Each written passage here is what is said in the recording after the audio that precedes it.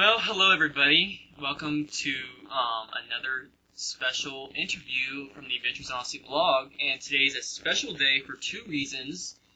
One, for the very first time, we had our younger sister Ashley recording with us. Say hi, Ashley. Hi. Yes, that's pretty much what Tasha says too, so you can tell they're sisters. And the second thing that makes this day special is because today we are talking to the Steve Burns, who plays Rodney Rathbone and Robert Mitchell. So, welcome, Steve. Amongst other things. Well, I guess we'll take that as you're happy to be here. Oh, yeah. Okay, so Ashley, since this is your first time here, why don't you go ahead and ask the first question?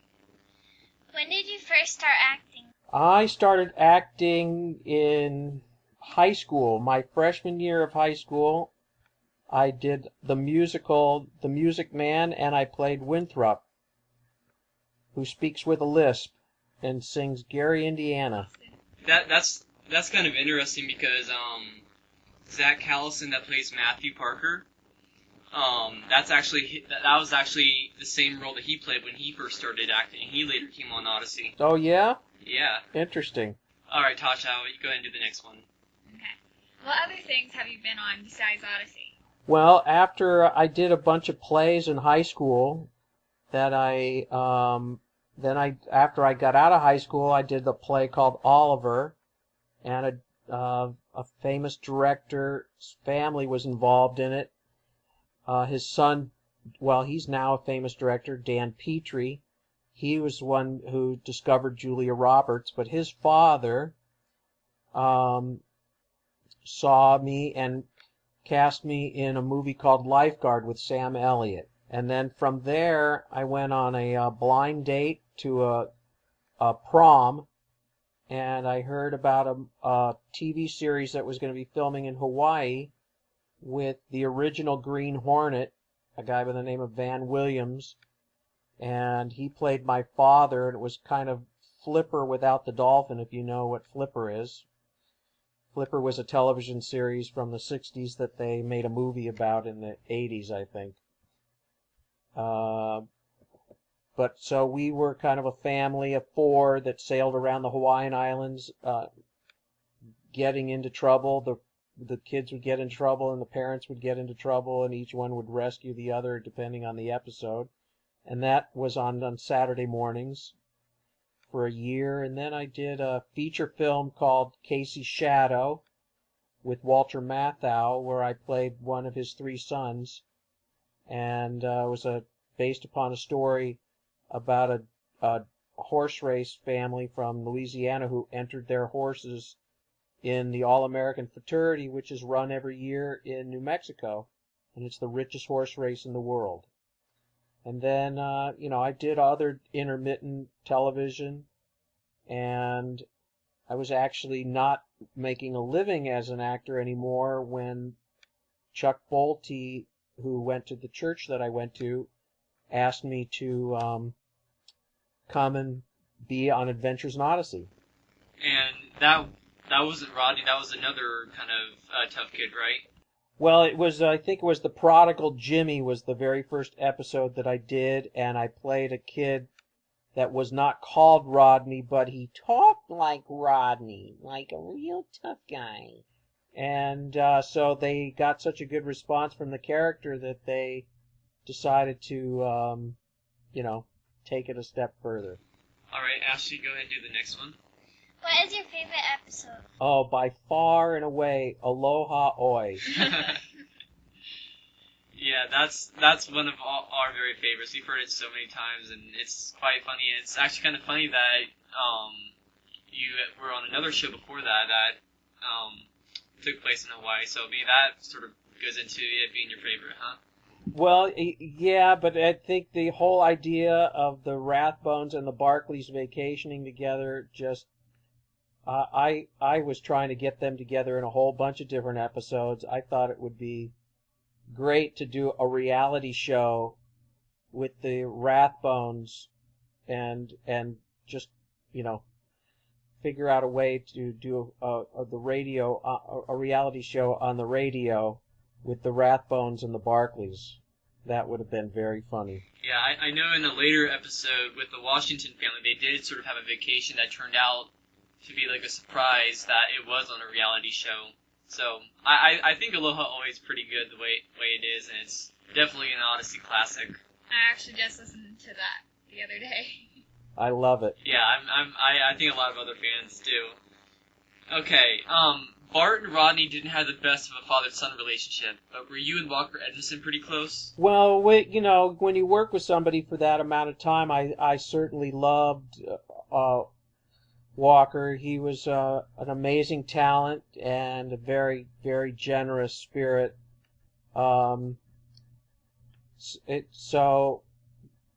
Yeah, I mean, we got along great, but I didn't spend any social time with him. If that's dealing with the question. Well, I just thought him being a little older, than sort of like a father-son relationship between you guys. Well, when you're in the studio, you're more unless you're really young and you need nurturing, But everybody's kind of on the same level when you're working together. You do what you are called to do, and you don't expect advice from anybody but the director, and everybody just plays off each other.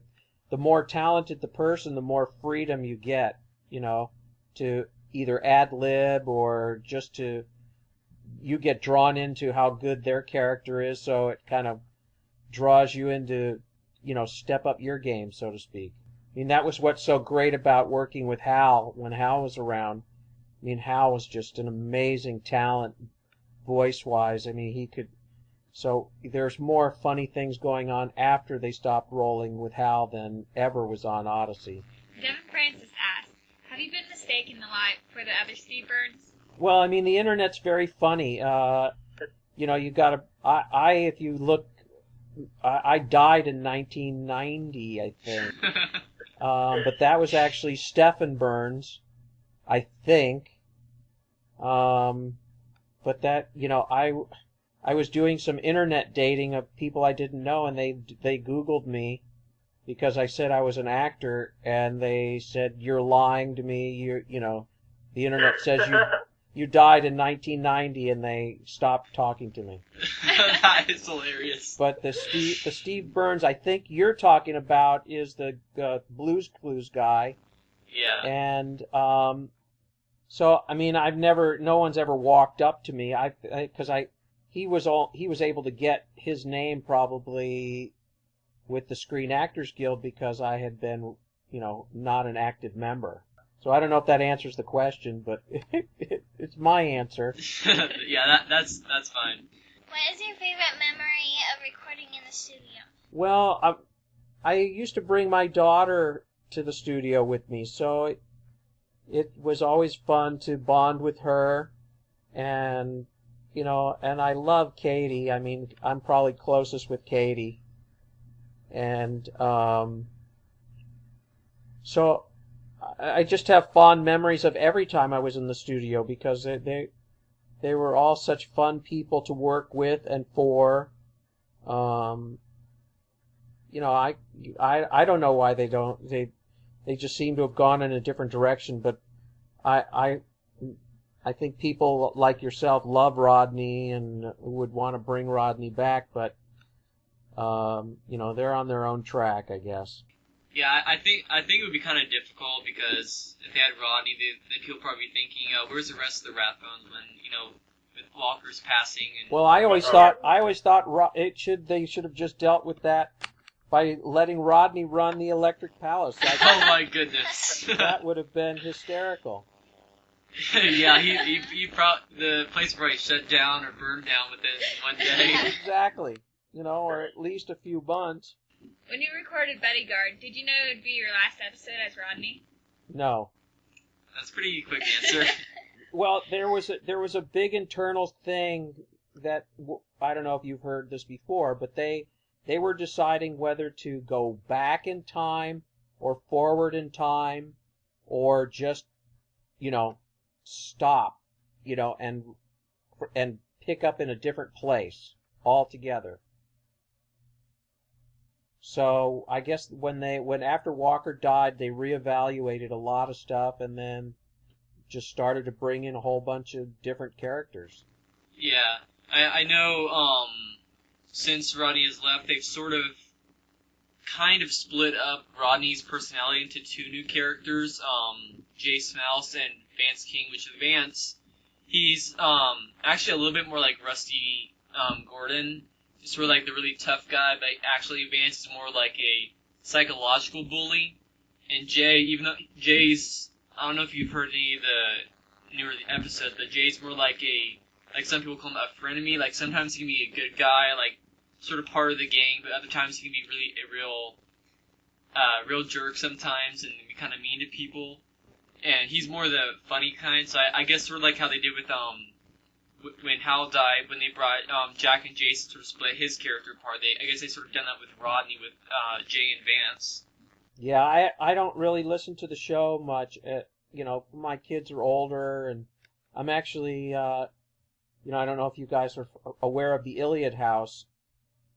Have you been following? Oh yeah, we've been hearing about that. We actually interviewed Phil about it not too long ago. Okay, yeah, I contributed to that.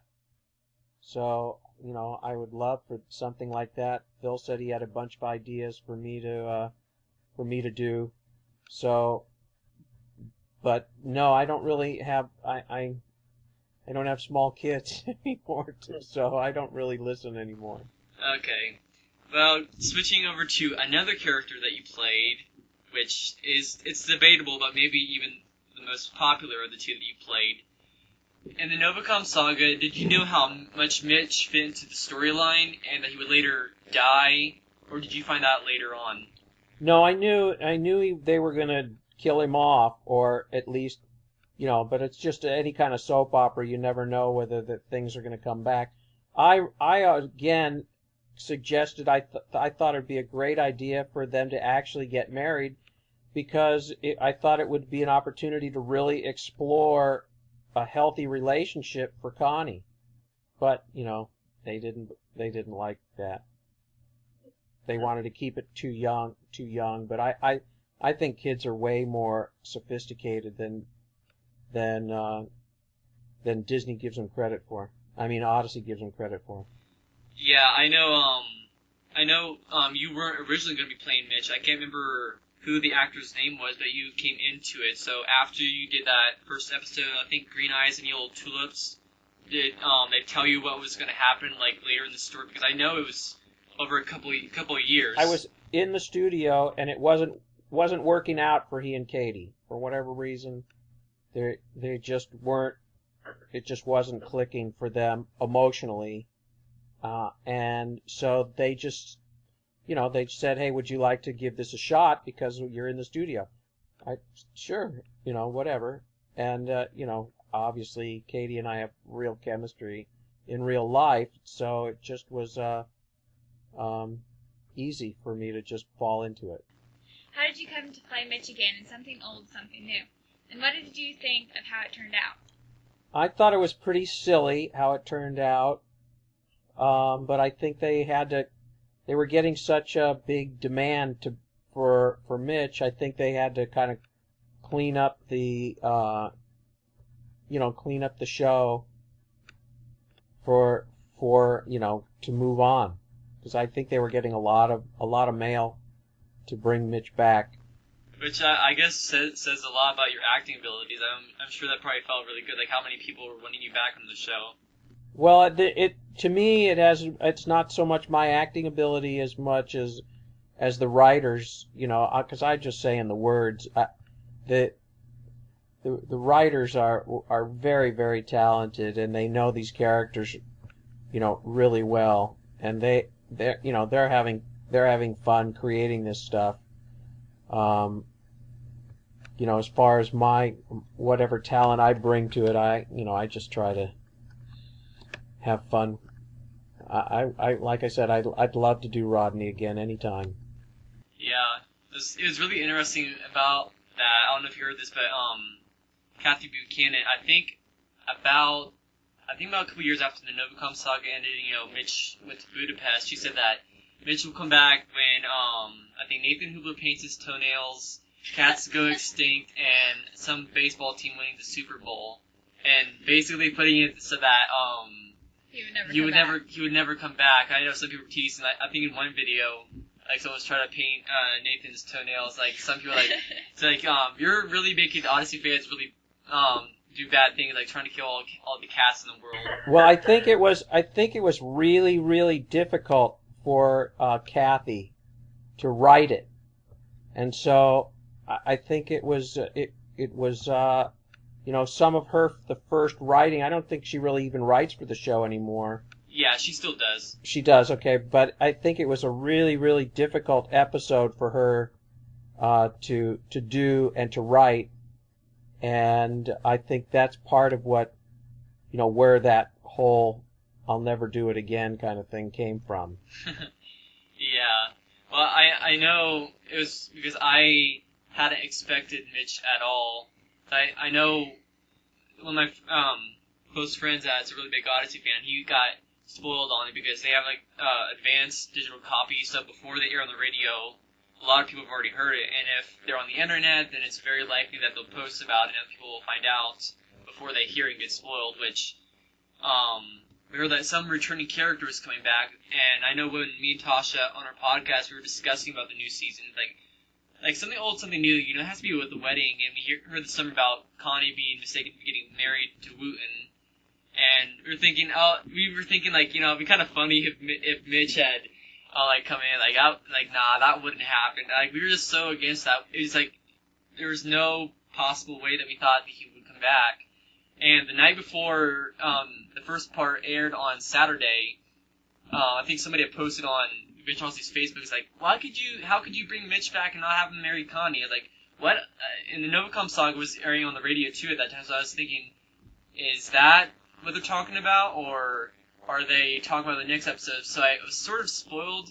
So when I heard the episode, I was kind of surprised, because I didn't fully believe it. But I know Tasha was super surprised. Like, her mouth dropped open. And I ended up screaming, so...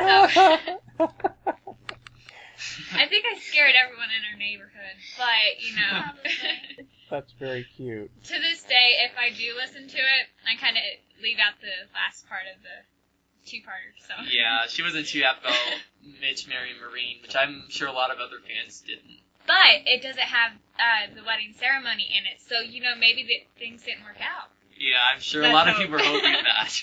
There you go. Start the writing campaign now. Yeah, actually, even though I didn't like, I wasn't totally happy with how they brought Mitch back, and sort of those fans that thought they kept wanting him back. But I thought if they don't do anything about it, then maybe they'll eventually stop writing in about it. But in a way, almost seems to have stoked the fires again about Mitch and Connie getting married. But actually, I liked the episode. It was very, very funny. The last episode with Wooten almost marrying Connie. Yeah, that was a very cute episode.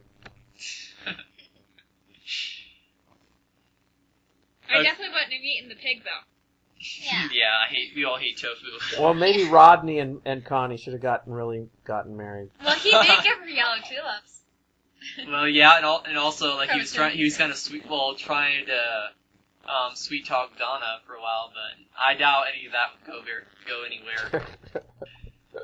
Okay, we should probably move on to the next question. Ashley? Okay. Do you think Connie and Mitch should have gotten married? Absolutely. I would love to have married Connie. She's very neurotic. Yeah, that's usually not something a guy looks for in a girl. We actually just listened to an episode of Here Today, Gone Tomorrow, when Bennett Charles got out of jail. And I don't think I've ever heard that episode that I remember. Yeah, we heard it a long time ago. It was really cool listening to it. So.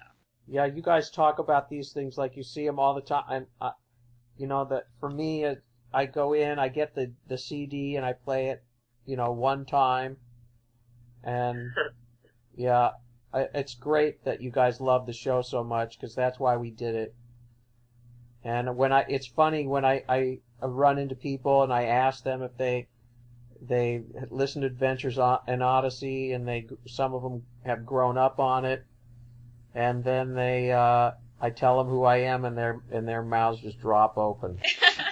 And probably when you do your Rodney voice too, right? Yep, yeah, they recognize Rodney right away.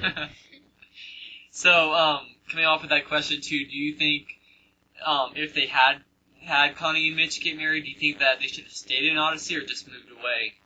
No, like I said, I thought it would have been a great thing for them to get married and have a healthy relationship. You know, kind of like the Barclays, or kind of, you know how Eugene and Katrina went through a lot of the early relationships type of things. Yeah.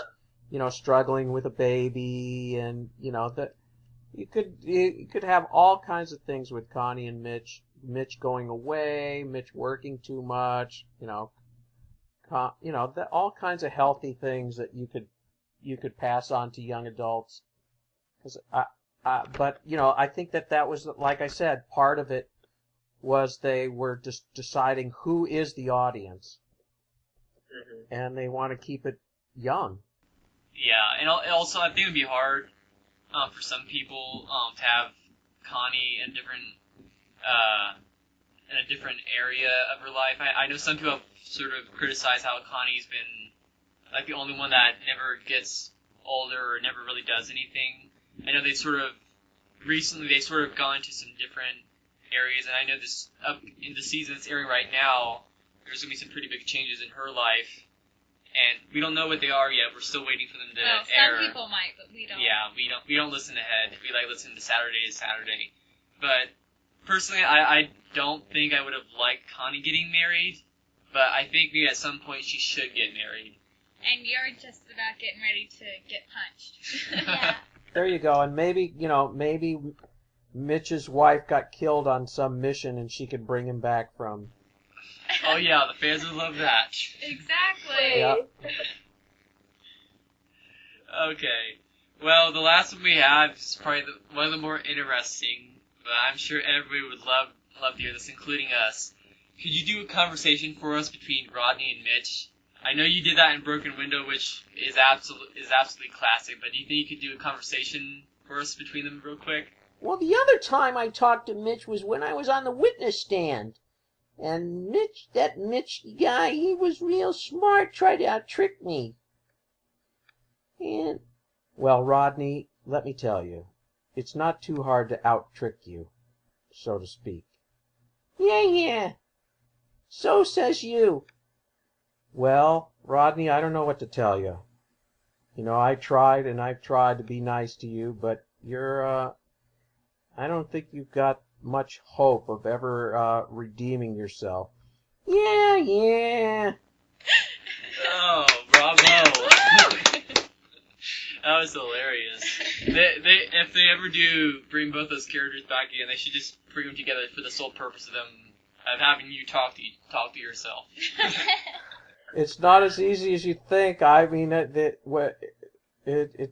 going back and forth the characters, it's not as easy as it sounds.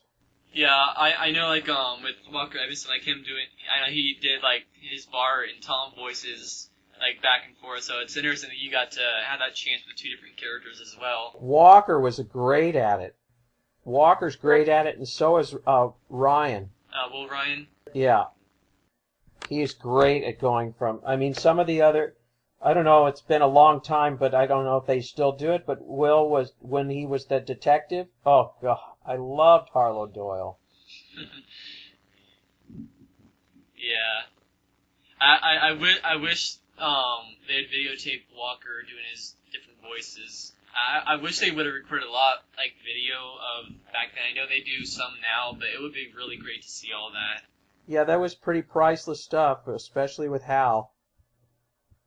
I mean, I don't know if you ever watched Andy and Mayberry with Hal. I mean, he's a talented guy. Okay, well, that's all the questions we have for you. I guess we could keep on talking, but we don't want to take up too much of your time. But we want to thank you so much for letting us interview. It's been a real privilege. Yeah, it has. Well, Austin, you know, anytime you want to put Connie and me, you want to put a good show together, you get Connie and me on the radio together, and we just go we'll have everybody in stitches. Yeah, and probably going for much longer than this interview has. Well, I'm sure you've got very loyal fans, and I really appreciate all the fan support for Rodney and for Mitch, and the hours of entertainment that Odyssey has given me, both recording and doing stuff like this is I really appreciate it all. We're really thankful that you've been on Odyssey so much. It's been really great having you on playing Rodney and Mitch, and hopefully you'll be able to come back on Odyssey again soon. And we'll be looking forward to hearing you in Iliad House too. Yeah, I would love to do that as well. I'm sure, especially because I'm all the way in Jacksonville, Florida now, so I don't know that even Phil knows that I'm all the way out here. But the way technology is, it's easy to record from anywhere. Yeah. Okay, well, thanks again, Steve, and thanks to all the people out there that are sending questions as well. It's been a lot of fun, so we'll just sign off and talk to you later, Steve. Thanks, Austin. Goodbye, you guys.